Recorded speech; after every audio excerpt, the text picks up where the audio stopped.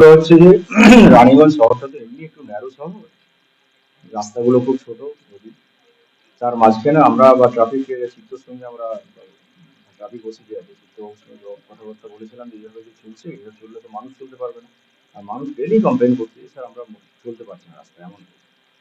তো সেটার দিক থেকে আমরাও ঘুরে ঘুরে দেখেছি, আমাদের অনেক দিন থেকে আমাদের ইচ্ছে ছিল এই কাজগুলো করার, কিন্তু বিভিন্ন কাজের চাপেও এই পুজো গেল, অকেশন গেল, সেই জন্য আমরা এগুলোকে ঠিকমতো করতে পারিনি। এবারে আমাদের ইচ্ছে হচ্ছে যেটা যেটা আমরা অন্তত ফুটপাথ ফ্রি করবো, কারণ ব্ল্যাক টপ যেটা আছে পিচ রাস্তাটা জনগণের চলার জন্য আমরা রাখবো। সেই জন্য ট্রাফিক আর থানার যৌথ উদ্যোগে রানিগঞ্জ ট্রাফিক গার্ড এবং থানার যৌথ উদ্যোগে পিসি পার্টি আমরা একটা অভিযান চালাচ্ছি। এখন এটা চলবে, এখন কন্টিনিউ হবে। এটা এখন শুধু মারোয়ারি রোড, রোদুয়ারি মোড় থেকে যে আমাদের যে বড় বাজার আর তার পাশের যে সোজা যে রাস্তাটা সিআর রোড এবং ওই এমজি রোড, ওই যে রাস্তাগুলো ধরে ধরে আমরা এখন করছি। এরপর থেকে আমরা কালকের থেকে আমাদের রেতুয়ারি মোড় থেকে শুরু করে পিএন মালিয়া রোড এটা আমরা ক্লিয়ার করবো। নেক্সট আমাদের টার্গেট হচ্ছে যে যেটা মেন রোড এনএসবি রোডের দুপাশেও দেখেছি আমরা ওই গ্রিল রাখা থেকে শুরু করে সমস্ত ধরনের যা যা জিনিসপত্র এনএসবি রোডের আশেপাশে আছে, কারণ এনএসবি রোডে এমনি জ্যাম আপনারা দেখতে পান সবসময় অনেক কারণের জন্য। জ্যামের কারণ ছিল সরু রাস্তা, টোটোর একটা ব্যাপার নিয়ে বিরাট একটা কিছু চলছে, যেটা ট্রাফিক বা আমরা মিলে ঠিক করেছি যে ওই রাস্তাটাও আমরা ক্লিয়ার করব। আর টোটো নিয়ে একটা মিটিং করে রাস্তাটা যাতে লোকে ফ্রি ফ্লো যেতে পারে, টোটোটাকে কিভাবে রেস্ট্রিক্টেড করা যায়, সেই জন্য আমাদের মিটিং আছে আগামীকাল একটা। সেটা করে আমরা টোটোটাকে বাইরের থেকে যেগুলো ঢুকছে টোটো যেগুলো বল্লভপুর থেকে যেগুলো আসছে সেগুলো রেস্ট্রিক্ট করবো, মঙ্গলপুরের দিক থেকে যে টোটোগুলো আসছে সেগুলো রেস্ট্রিক্ট করবো।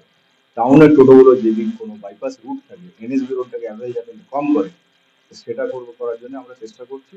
আমরা আশা করি যে আমরা যে কাজটা করছি সেটা মোটামুটি আমরা 7 দিন অভিযান চালাবো, টোটো নিয়ে অভিযান চালাবো, অন্তত রানীগঞ্জবাসীকে ট্রাফিক বা আমরা মিলে একটা রিলিফ দিতে পারবো, যাতে করে এই যানজট হোক, মানুষের যাতায়াতের সমস্যা হোক, সেগুলো থেকে অন্তত কিছুটা হলেও মানুষ রিলিফ পাবে। এটাই আমার উদ্দেশ্য আর কিছু না। পথচারীকে রাস্তা বোঝার ফুটপাথটা প্রায় ইয়ে হয়ে গেছে। তো আপনি যেটা বললেন আমরা এখান থেকে এনএসবি রোড মানে আমরা শুরু করেছি পাঞ্জাবি মোড়ের মুখ থেকে নিয়ে শুরু করে আমরা রাজবাড়ি মোড়, আপনার রাজবাড়ি মোড় সিয়ারসোল মোড় যেটা করছে সেটা ইনক্লুড তার মধ্যে, এটা কিন্তু বাদ না, আপ টু গির্জাপাড়া পর্যন্ত, মানে ব্রিজে ওঠার মুখ পর্যন্ত আমরা অন্তত সমস্ত রাস্তাটাকে যতটা পারি। সেটা সবজিওয়ালা আছে সে রাস্তার উপর বিক্রি করছে, কি হচ্ছে ঘটনাটা, একজন সবজিওয়ালা, সবাই গরিব আমরাও জানি, গরিব ওদেরকেও দেখতে হবে, সেরকম ভাবে কাজ করতে হবে যে ফাঁকা জায়গা দেখে ওরা বসবে, আমরা কাউকে কারো যেতে নেই, কিন্তু রাস্তাটা ক্লিয়ার রাখতে হবে। উপরে একজন লোক যদি ফল বিক্রি করছে বা সবজি বিক্রি করছে সে তো পিচ রাস্তার কাঠ পর্যন্ত চলে আসছে, তারপরে দেখা যাচ্ছে যে কিনতে আসছে ক্রেতা যে তার মোটরসাইকেল তার গাড়ি সেই ব্ল্যাক টপের উপরে রাস্তার উপরে চেপে যাচ্ছে, সেই জন্য রাস্তাটা জ্যাम हो जाচ্ছে। लोडिंग का समस्या है। एक चीज है हम लोग सोच रहे हैं ट्रैफिक डीसी सर से बात करके, उसी ट्रैफिक है हम लोग दूसरे बात से सोच रहे हैं कि वो हम ना जो एक जो पॉइंट हम लोग ने छोड़ के रखा है ना 12 से 2 बजे तक, उसको कैसे बंद किया जाए, क्योंकि उस टाइम पे क्या हो रहा है और ये भी कर रहा है कि ये बिजनेसमैन लोग एक बात में एक साइड में इधर आदमी खड़ा कर देता है, दूसरे साइड में वो खड़ा कर देते हैं, बीच में रास्ता कम हो जाते हैं। तो वो भी कम करने के लिए वो कैसे बंद किया जाए उसके बारे में हम लोग भी सोच रहे हैं। जो वन साइड